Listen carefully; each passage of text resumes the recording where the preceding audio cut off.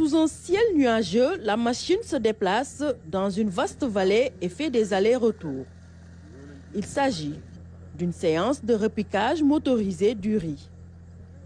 Une technique nouvellement expérimentée par l'Institut sénégalais de recherche agricole ISRA.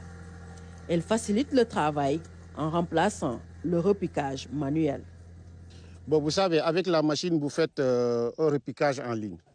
Et quand vous faites un repiquage en ligne, on a une moissonneuse botteuse aussi qu'on a acquis. Donc ça va faciliter en fait la récolte, oui, si on sème en ligne. Alors que si on fait à la main, souvent c'est pas aligné.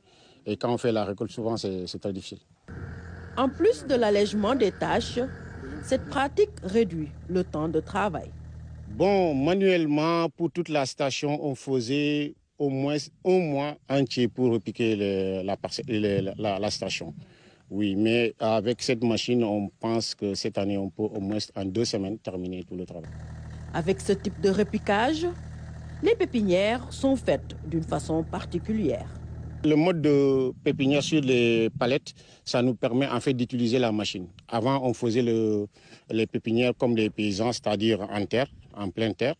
Et avec cette machine, pour l'utiliser, il faut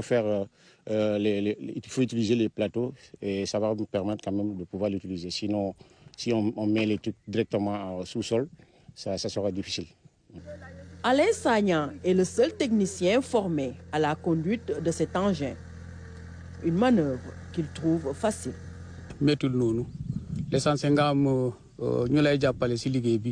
C'est facile, mais il faut que les autres vous aident en mettant les pépinières à l'arrière pour que ce soit plus rapide.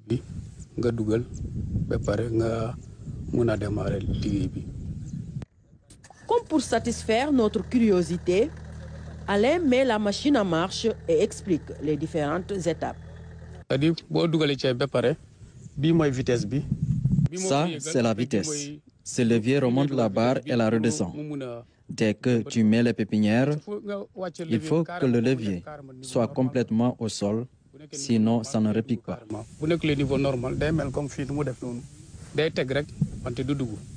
Cette motorisation du repiquage du riz sera bientôt élargie à d'autres producteurs, surtout dans les grandes vallées de la région.